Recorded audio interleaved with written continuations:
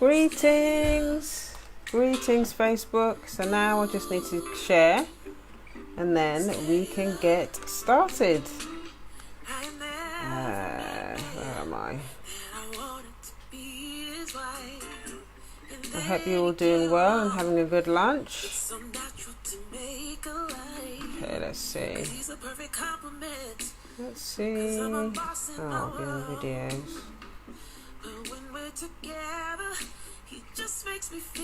Okay. Oh, it's not come up. Why is it not coming up in here? Okay. Ah, there we go. Stand there. Share. And then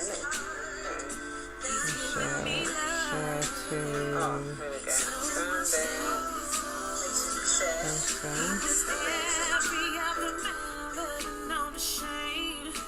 Okay. Share to group. That one.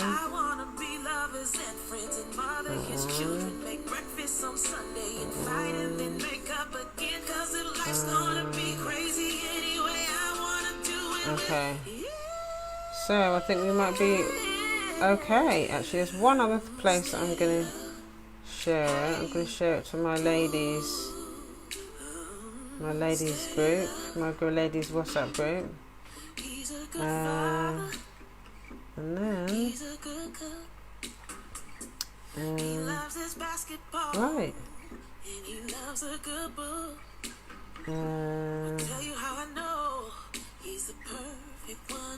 Okay, so I'm gonna crack on now.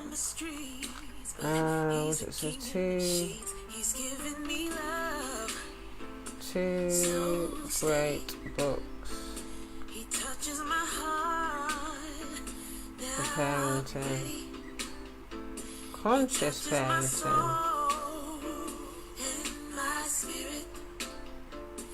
Okay.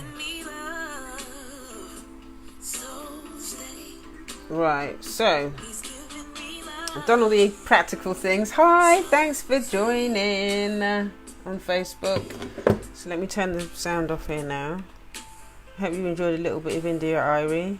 It's always really nice hearing her stuff. Right, let me get my notes. So, for those of you that have just joined, my name is June Allen from juneallen.net, and I teach black women how to heal from the impact of racism with racial sobriety and revolutionary self-love. So I hope you're all doing okay. You're having a good lunch, however you're choosing to spend your lunchtime.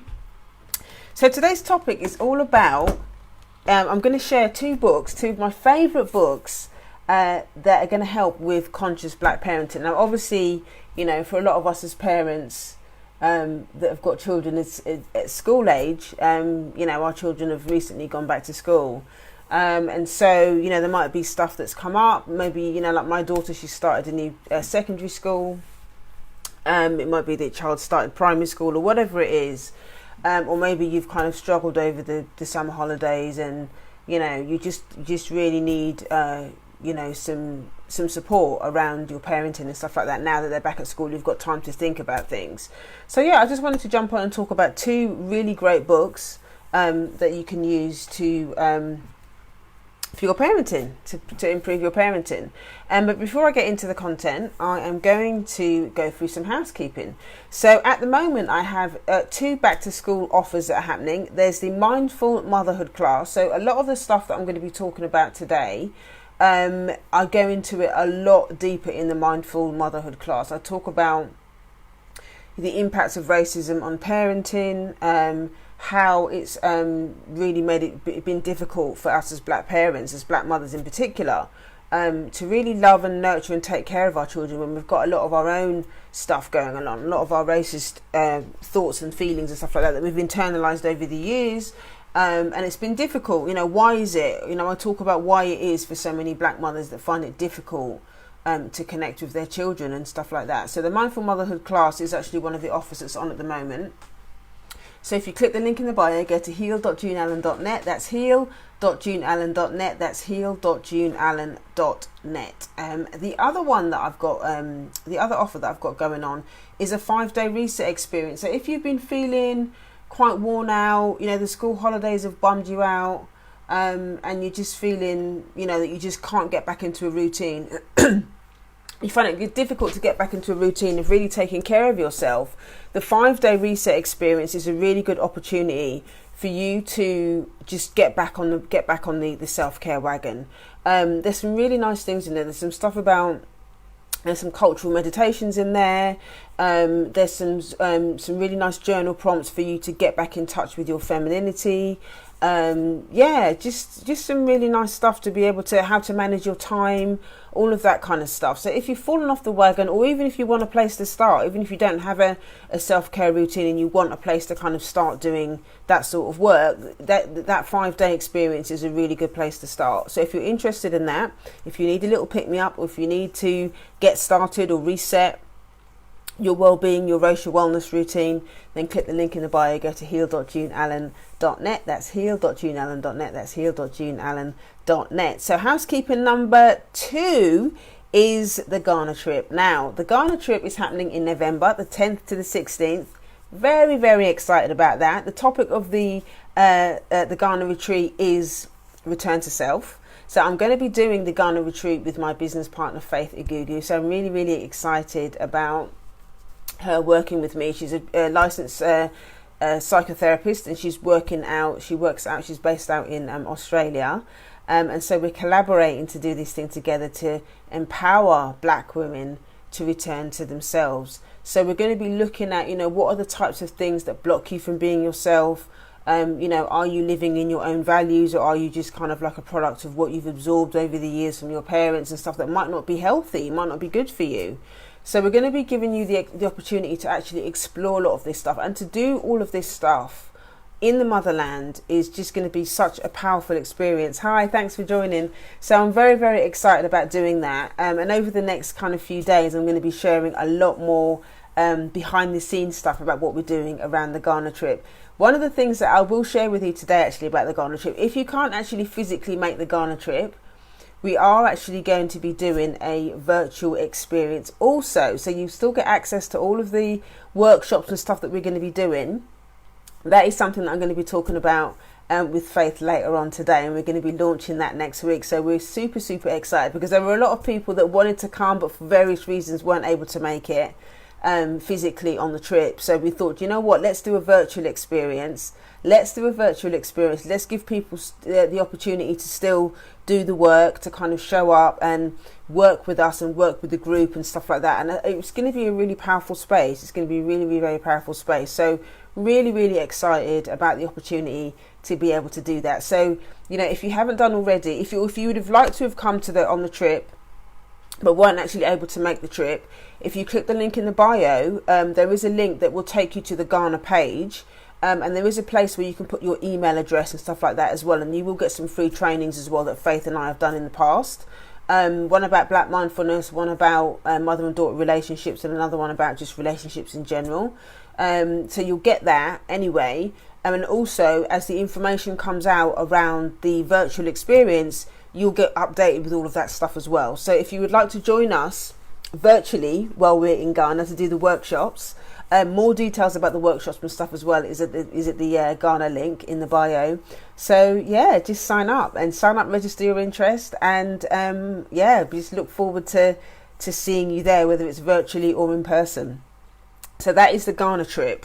Okay, so that is the housekeeping. So for those of you that have just joined, whether you are watching live or on the replay, my name is June Allen from juneallen.net, and I teach Black women how to heal from the impact of racism with racial sobriety and personal empowerment. Hi, thanks for joining.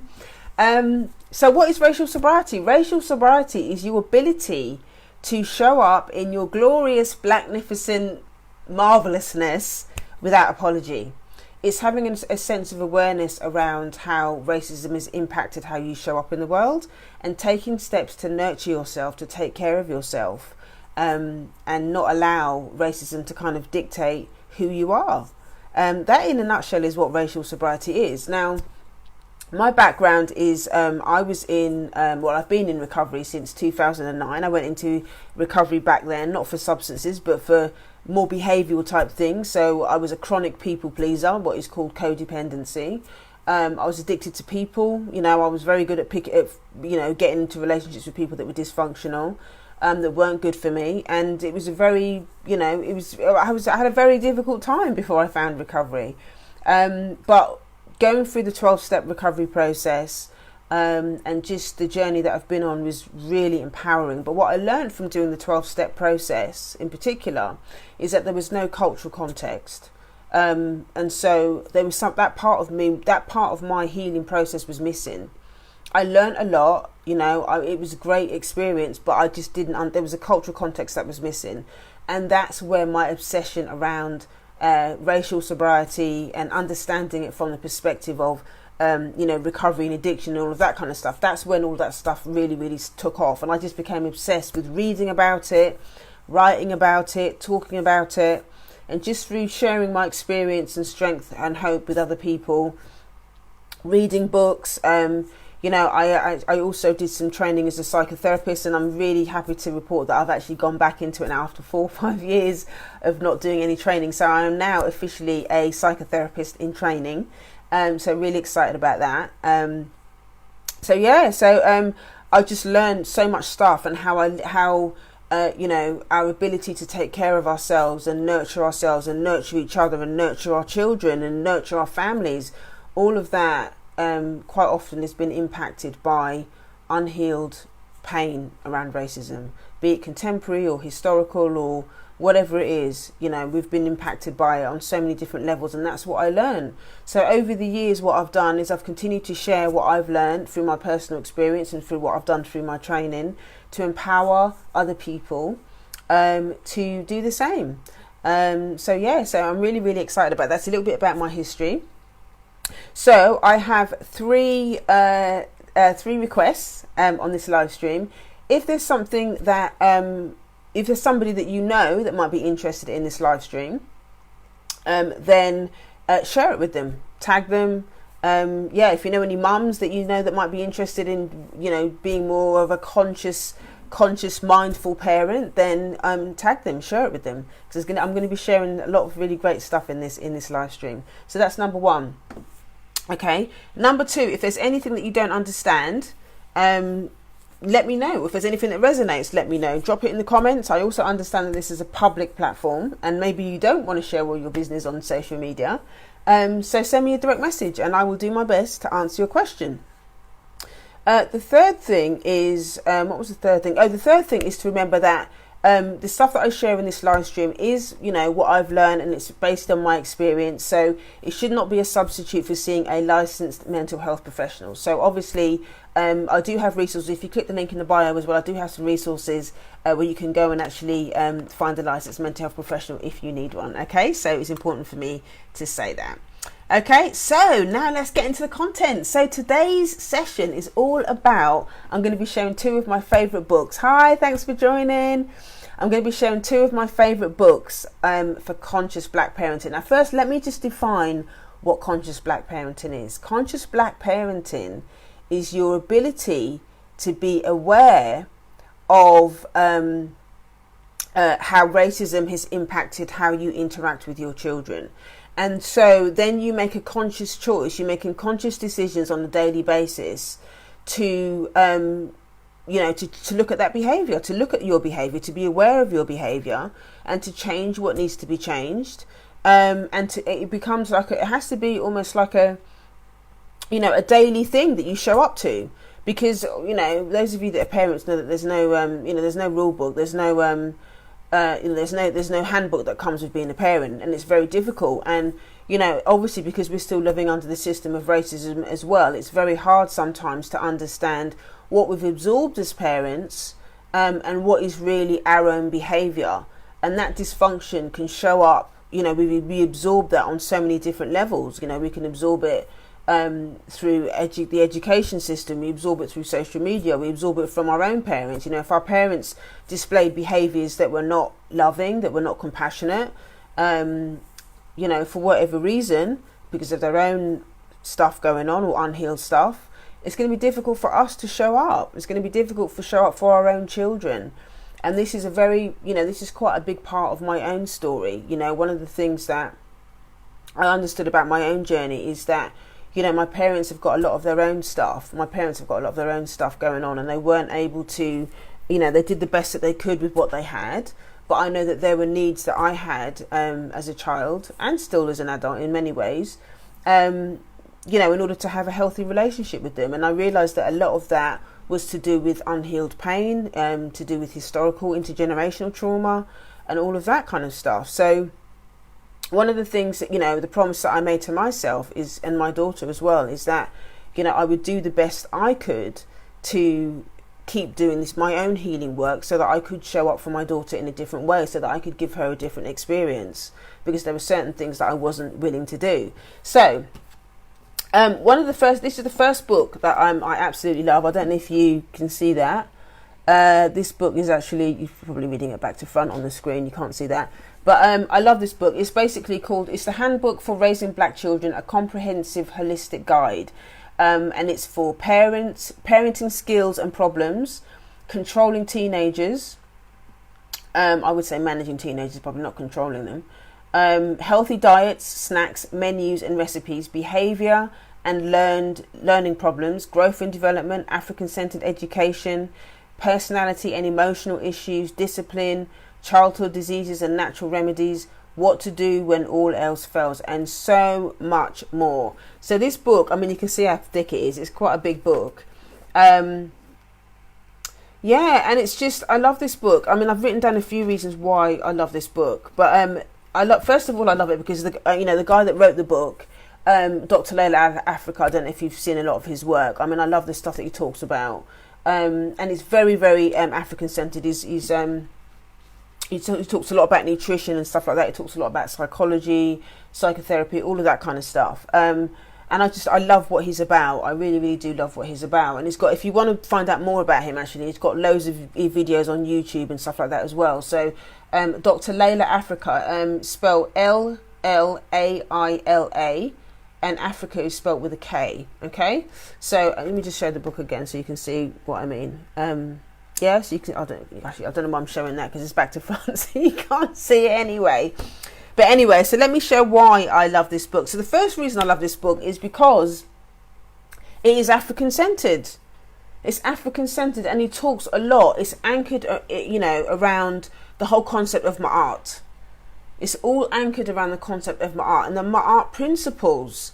So obviously the African-centred principles are so important, because he talks a lot in there as well about, he gives the comparisons between kind of westernized Eurocentric thinking and then African-centred thinking, and then how the other impacts the other, how one impacts the other. So it's really interesting, because there were certain things that I've read in this book that I thought to myself, oh wow, I didn't realise that I'd kind of internalised that. And it just helps you get an understanding as to how much for me personally, how much I internalised kind of Western thinking, and Western ways of being, Western values around parenting, and how my own healing process has been a process of kind of decolonizing my own parenting, so that I can re-embrace what it means to be more African-centred. An example of that is, he talks about, Eurocentric thinking is more about thinking about I need this, I want that, I have to have this as a parent or whatever, and thinking more as one unit as a family. That's more Eurocentric thinking. But in the book, he talks a lot about African-centred, family values and stuff, which is more about village mentality. And I love the concept of that. I really do. Obviously there are challenges that come with that, in the sense that there are a lot of people in the village that are, our village is damaged to a huge degree because of obviously the trauma of racism, and all of that. Having to live under the system of racism has been very difficult, because it's been a huge attack on the family unit. So it's hard. It's hard for black families to function in a healthy way, because a lot of us have got traumas, have got old things, have got issues that are unhealed, and so from that perspective it is very difficult. But on the other hand, it is also important to understand African-centered thinking, because as we begin to do the healing work, as we take responsibility for our for ourselves as parents in teaching our children about African-centeredness and all of that, and Ma'at, and even how racism impacts the black family, it's important that we understand that and we teach that in our families, what it looks like and how it shows up and all of that kind of stuff. Because then what happens is it becomes less about the family being disconnected, but the family being disconnected from white supremacy. That's more important, because there are there's still a lot of pain, and I hear this all the time from the women that I work with around the pain and stuff in their black families. And unfortunately, we can't control how other people behave. We can't control how other people behave. We can't control how our family members behave. And if the family needs to be healed, that family can only be healed with family members that actually want to do the work. If family members don't want to do the healing work, there's not really a lot that you can do about it. So it might not necessarily be, when we're talking about family values as a village, we might not, for me personally anyway, it might not be specifically with your family of origin. And when I say your family of origin is in the family that you were born into. The village mentality then becomes about a family of choice. And what I mean by that is, as you go through your healing process and you begin to meet people that are also committed to the same process, then you start to build a family of choice, i.e. people that you trust, that become your family. And I do have a village now. I do have a safe network of people that I can trust, with my daughter and stuff like that, to be able to talk about different things and share different things that I feel comfortable leaving my daughter with them and stuff like that. So when we're talking about village mentality as it relates to the healing process, it is important to to think about the village in that context. Doesn't necessarily have to be your family of origin. I mean, obviously if that's all great, then that's fine.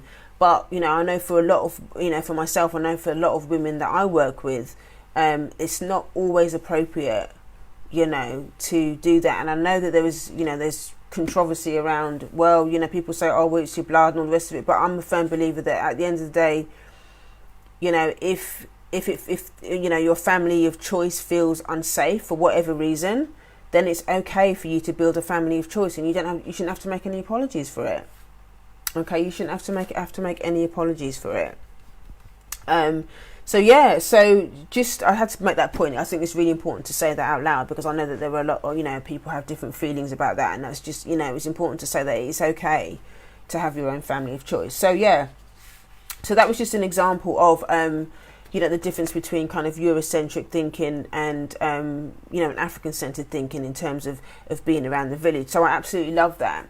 Another thing I love about this book as well is he does go into, and talks about, how to talk to your children about racism and stuff like that as well, because this is something that a lot of us as parents, and I don't struggle with it, but, it's difficult for parents to know how to approach it, and so he does talk about, in every chapter, there is a reference, there is a cultural context in that sense, like how racism impacts, what we eat, what we choose to eat.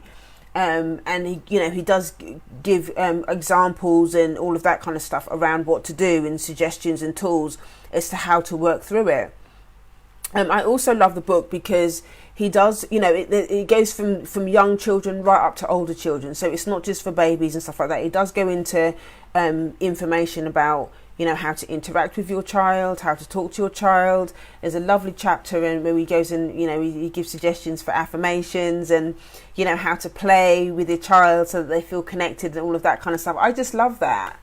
I love the fact that, that the book was written by, a black man that's kind of showing us how to be tender with our children, I love the book. I love the book for that. One of the books that's really, really resonating with me at the moment, obviously because my daughter's just gone to secondary school. She just started secondary school 2 weeks ago. Is the chapter on school. Chapter 5 is all about the school. So there's a page in there where he talks about how to use the Kwanzaa principles in the classroom, and I just love this. I love it, and it can also be applied to the family within the family unit as well. But obviously the essence of it is in the family unit, in the community. But I love the fact that he's kind of applied the principles to the classroom. So I'm just going to read it and kind of talk you through it.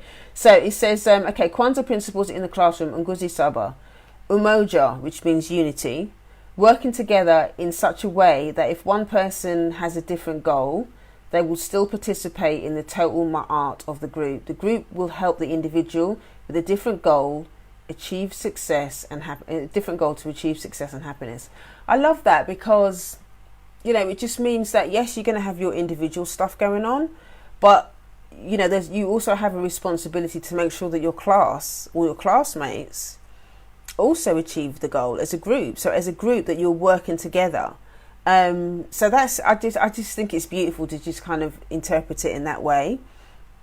And as part of the family, that's also important. You've got your own individual goals. I have my individual goals as a woman, but I also have goals and expectations and stuff like that as a mum, and as a family. I talk to Zuri quite a lot about how she feels and what types of things that she wants to experience more inside the family unit and stuff like that. So it's not just about just because I'm the mum that I make all the decisions and what I say goes. It's important to include her. She can't be part of a team if I don't include her in the team, if I don't include her in how the family operates and how the family shows up. So yeah, I think the whole thing about unity and just working as a team is just really powerful. So the second one is Kujilagulia, and that's self-determination. So it's in pursuing a goal in the spirit of ma'at. So again, it kind of relates to the whole unity thing. It's kind of like pursuing your goals, be it for homework or whatever it is, but doing it in the spirit of ma'at, doing it from a place of goodness and not from selfish reasons. It's about, okay, well, is what I'm doing, is it going to benefit me first and foremost, in the sense that, is it going to nurture me? Is it nurturing for my well-being? And then second of all, is it going to be nurturing for the group? Is it going to be nurturing for my class? So that is really important. The next one is Ujima, which is collective work and responsibility. So in the activities and school programs, no one is allowed to leave the area until it is clean and tidy and each person participates in the activity and cleaning. So it just means that you are, again, working as a team, that you're not always, leaving it to one person to do it. I've kind of seen in groups and sometimes, many times in spaces where it's normally, it's kind of top heavy for one person. I know sometimes I can be that person that's sort of quick to put my hand up, but I'm learning as I get older, actually, not to always be so quick to put my hand up, just to give other people the opportunity to speak, or other people the opportunity to show up. And I suppose it's that fear of, if I don't do it, then it won't get done. I suppose that's how I, my need to control everything. It's like, well, if I do it, I know it's going to get done. And sometimes it's like, okay, well, it's about me learning that I don't have to do it all myself, or just because I do it, that doesn't mean no one else is going to help me. Again, that's my Western thinking around that I'd have to do this stuff by myself. No, I don't have to do it by myself. I just have to get better, more skilled at asking for help. And I know, as black women as well, it's hard for us sometimes to ask for help. We think we have to, we think we have to be Wonder Woman. No, we don't have to be Wonder Woman. No, we don't have to be Wonder Woman.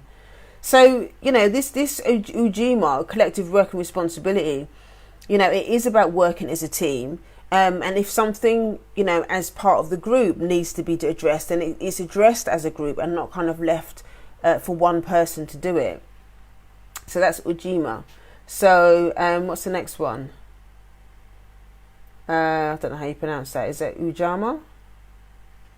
Ujama. That's cooperative economy.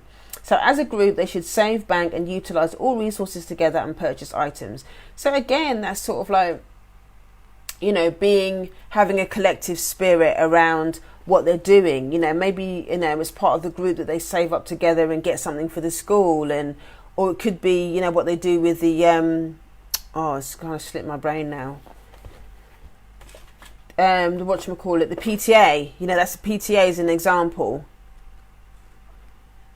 PTA is an example of cooperative economics, where as a class or as a group that they would work as a team to make some sort of contribution, be it making cakes or doing some sort of fundraising or whatever for the group, so that the group as a whole actually achieve something. And also in terms of the school is also going to achieve something. So that's really, really important. So that's cooperative economics. So NEA, purpose.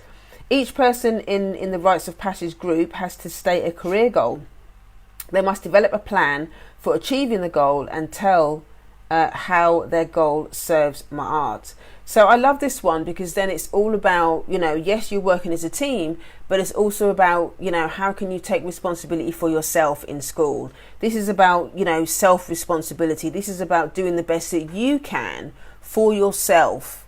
Yes, you're part of a team in your class and in school, but also, you're also working to achieve your own personal goals, and actually acknowledging and sharing your gift with your class, whatever that gift is an important part of building your identity, building your self-esteem, and not apologizing for who you are. And sometimes that can be hard, as a black child, to kind of stand up in your class or whatever. And quite often, I don't know what it is, across the globe, but I know for my daughter's school, and for me when I was at school, it was dominated by white children. I was the only, black girl. I've been the only black girl in my class on many occasions throughout my life.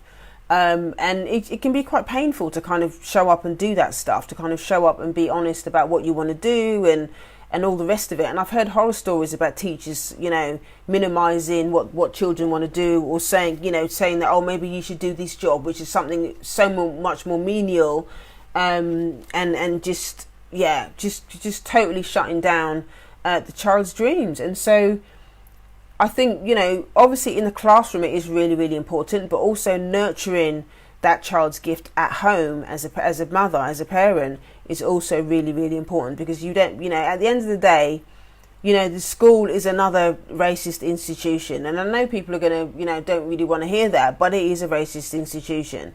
So for me, I almost see it as an opportunity for my child to kind of learn about how, one area of how white supremacy operates, and for her to learn about white supremacy through going to school, because she will experience things at school that are going to oppress her, that are going to make her feel a certain way about who she is.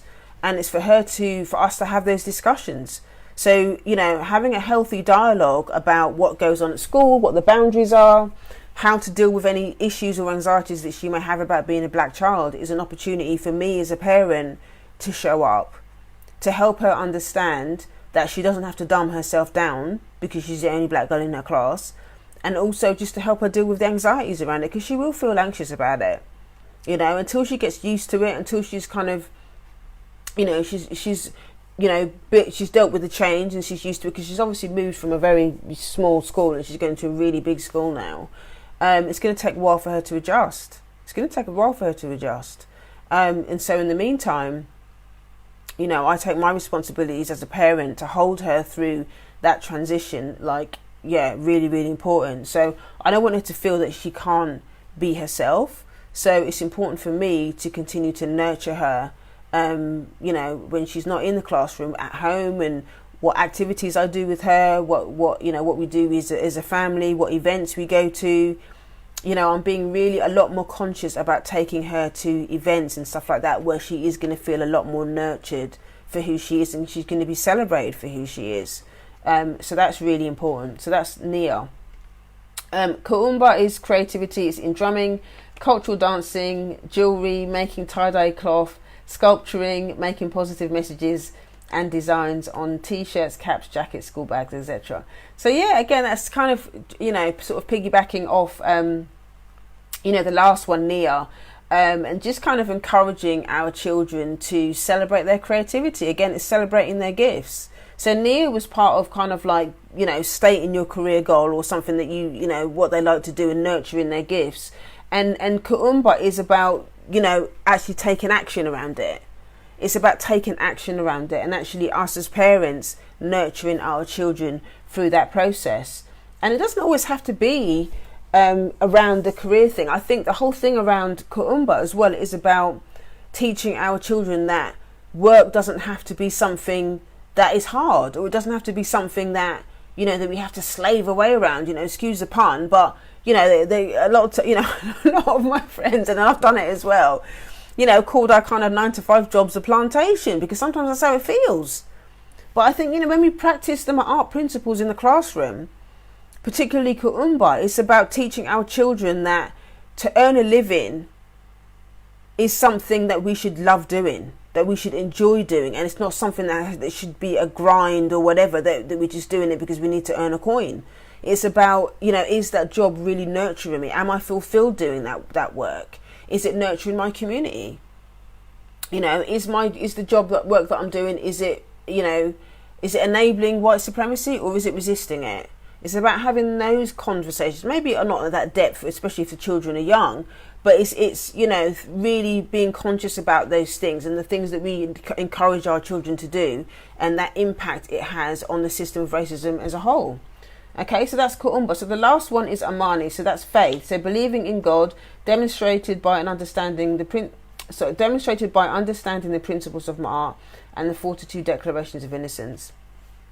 So yeah, so basically this is all just about spirituality. You know, however you want to, you know, however you choose to, you know, use the word God as you understand it. I like to use the word Ra or Ma'at or whatever, because I just feel more connected to my African spirituality when I talk about that.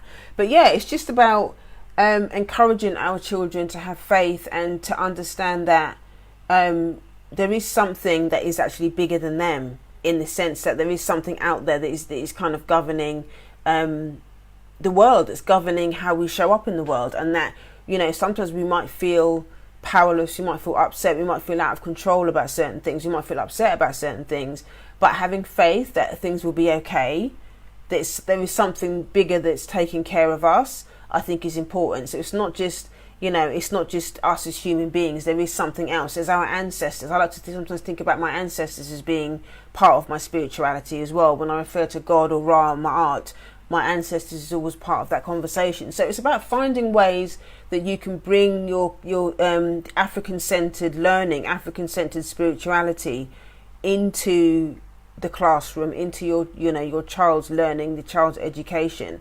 You know, my daughter, she won't learn about, they won't teach her any African-centered spirituality or anything at school when it's part of the religious education, even though most religions, or I would say all religions, at some point they come from, you know, texts that come from Africa at the end of the day. You know, they won't teach her none of that. But it's our responsibility as parents to give our children the opportunity to understand that. And this is something that we can teach our children, that we can learn ourselves before we teach them. You know, in order for us to teach our children, whatever it is we're teaching them, we first have to understand that stuff for ourselves. That is why, as a parent, one of the most important things I would say that's been successful in my own parenting journey is the fact that I have to first do the work on myself. I can't just teach my daughter how to show up as a healthy, you know, well-functioned, kind, honest human being if I'm not doing it myself. A lot of us think that, oh, well, I'm going to tell the child to do this, I'm going to tell the child to do that, and they're not doing it. Children live what they learn. They don't do what you say. They live what they learn, and so that is more important. So how you have to look at how you're showing up in the world. You really have to look at how you're showing up in the world as a black mother in order to empower your children. And that's why mindfulness and mindful motherhood is so important, because, you know, mindfulness is going to be the thing that is going to guide you to the truth about who you are. If you're interested in learning more about mindful motherhood, mindful parenting, conscious black parenting, if you click the link in the bio, go to heal.juneallen.net. That's heal.juneallen.net. That's heal.juneallen.net. I have a back to school offer that's on this week. And I have a masterclass around mindful motherhood. So that's really going to give you an understanding or an opening to start to really explore your own feelings around motherhood, your own behaviour as a mum, and to explore, you know, what you've absorbed from your parents that you don't want to pass on to your child and what to do about it. And just generally, you know, how to make more of your own conscious choices about how you want to raise your child, as opposed to, you know, there's two different ways to parent. You can do, there's a thing called accidental parenting. Accidental parenting is when you just, you know, you do the same thing that your parents did. You raise your children the way that your parents raised you, and you don't really question it, you just do it. That's accidental parenting. Conscious parenting, or conscious black parenting, is when you look at how racism has impacted the way that you interact with your child. So, you know, internalized racism can show up in the family unit. It's not just what happens externally, it's what you've absorbed. So what are the dysfunctional things that happen in your family? It might be colorism. It might show up in your family as colorism, which I like to call white supremacy on autopilot. You know, if you were raised in a home where there was a lot of colorism and you were shamed for the shade that you were, that is internalized racism. How does that show up in the way that you react to your child? How does that show up in the way that you love your child? Is that thinking still playing out in the way that you interact with your child? The Mindful Motherhood Masterclass talks about all of these things and gives you the the beginning tools, the insight and stuff to really start to think about a lot of this stuff and what to do to start to change it. So yeah, so if you're interested in that, again, click the link in the bio, go to heal.juneallen.net. So that is this book, okay, The Handbook for Raising Black Children by Dr. Layla Africa. That is book number 1. I absolutely adore this book. It's so awesome. So yeah, so you can get that on Amazon or any other, any great bookshop. If you know any great black bookshops, then obviously you can get it from there. Yeah, so that's number 1. The second one is kind of like piggybacking off what I was saying before about, if you were raised by parents that kind of had their own dysfunction, or there was internalized racism within the family, or there was abuse within the family. This book right here, I'm reading this book at the moment, and it is really a game changer. It's called Parenting with PTSD. Okay, so it's called The Impact of Childhood Abuse on Parenting. Now, what I will say, like, first and foremost, I did have to show you on Instagram. I didn't show you on Instagram. There you go. What I would say first and foremost about this book is that there's no cultural context to it. Okay, there is no cultural context. I'm just letting you know that up front. But there are some really helpful things in here to help you understand the difficulties of how to parent. You know, one of the questions that comes up quite a lot is, well, how can I parent my child when I wasn't parented? Or how do I love my child? How do I show compassion to my child? How do I understand how to parent when I wasn't parented? If you didn't feel that you were parented or loved as a child, how on earth are you going to parent your child? You know, how do I understand the triggers? What is the impact of me? You know, how do I understand what happened to me, or the impact of what happened to me from growing up in a childhood in a home that was loveless or abusive or whatever? So this book has been a real game changer around that. So I'll just read the back, and then I'll give you some little pointers as to what's going on inside it. So it says, Parenting with PTSD is a long overdue resource for individuals and families living with the short and long-term effects of trauma. I believe this is an essential resource for parents in understanding and healing from the effects of trauma. Okay, so and somebody else writes, I would recommend anyone who has ever been a victim of abuse to read this book, especially if you are parenting and trying to overcome these obstacles that trigger your pain. This book gives honest hope for healing and parenting after abuse. Somebody else these are people like testimonials. She said, I read this book as part of my healing journey, and it is so hopeful to know that I am not alone in the types of triggers I experience as a parent. It helps me to normalize the behaviors and thoughts that make me feel trapped and stuck. As I read it, however, I discovered how it is also relates to my work as a doula and parent educator. The parents in this book describe how breastfeeding can be triggering, but so can the birth of a baby. I would recommend this book to anyone who has read Penny Simpkins' When Survivors Give Birth, but most especially I recommend this book to parents who experience trauma and abuse in their childhood. So what I would say, from my own parenting experience, is that the difficulty is when you've been raised in a home that has trauma, when you have a child, quite often the child or the child can trigger responses in you. It can trigger pain in you at different stages of their growth. So when that child is a baby, it might trigger different things. Okay, and when that child is a toddler, it might trigger different things. Also, bearing in mind is different, there might have been quite significant things that happened to you at different ages when you were a child. And so when your child reaches that age, it can trigger things off that happened to you at that particular age, and that can be quite difficult to deal with. And I've experienced that. There's been different things that have happened to me, and as my child grows up, she hit different milestones, and they were kind of trauma milestones, but you can call them trauma milestones. And I didn't realise that that thing was still bothering me until my child kind of reached that age or that milestone, and then I was kind of impacted by it. And it was just very difficult. It was just it was really hard. It was really hard. But reading this book, there were a lot of women that kind of share their experiences of what was triggering for them, what they did about it, and all of that kind of stuff. So I'm just going to read one of the paragraphs where she talks about she talks about triggers, different types of triggers, common triggers for parents. Okay, so she says, for most people experiencing these triggers, it's not only frustrating because of the experience itself, but also because of the shame associated with it. So we live in a society of suck it up and get over it. And that was 20 years ago. Why can't you just deal with it? But the reality for many survivors of PTSD or trauma is that no matter how much healing work you have done prior to having children, there will still be times when you are blindsided.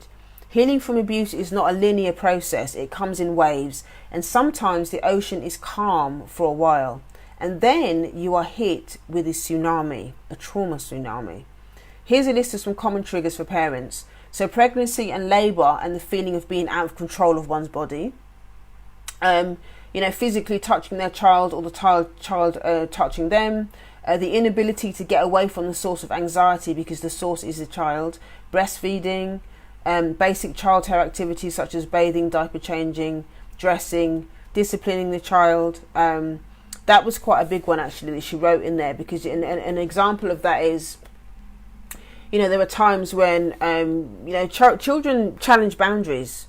Children are always challenging boundaries, and sometimes, there might be something that happens with the child. Maybe the child is having a bit of a tantrum, and maybe as part of that tantrum, the child might, not intentionally, but might hit the child, not intentionally to hit the child to hurt the parent or whatever, but the child might accidentally hit the parent as part of their acting out or whatever it is, they're having the tantrum.